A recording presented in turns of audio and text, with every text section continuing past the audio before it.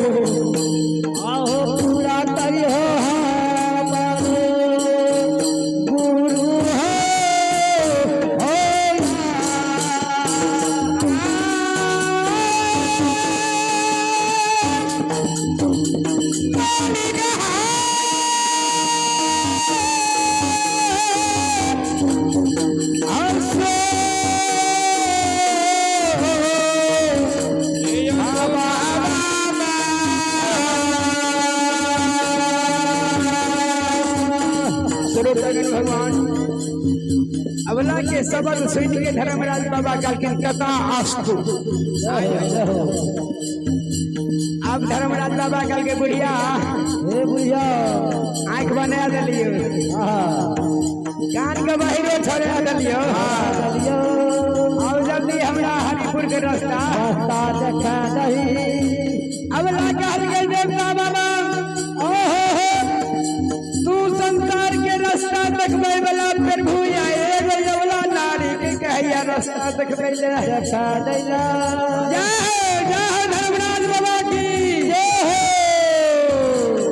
बाबा हरिपुर बाबा आओ ये है जय नैया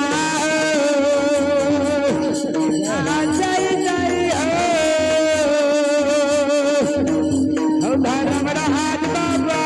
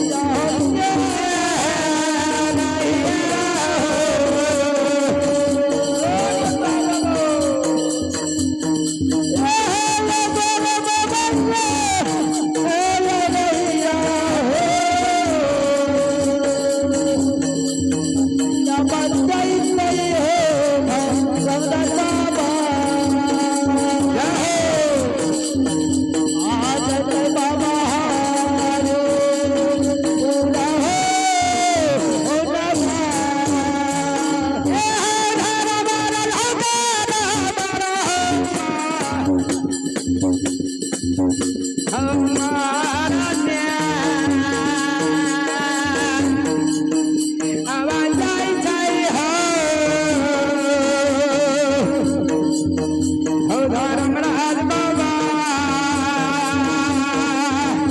जय जय बाबा रे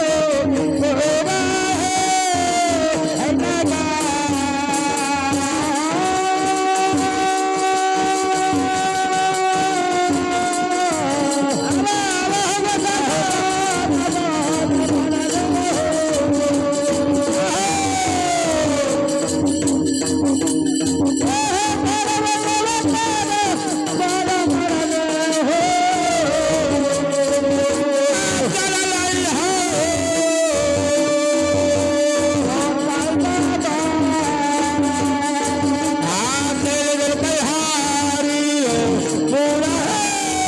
है नगा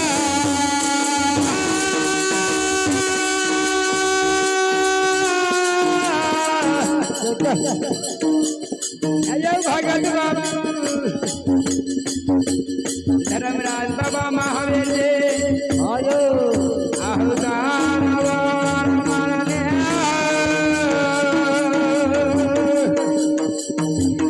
जय जय हो धर्मराज बाबा आयो जय जय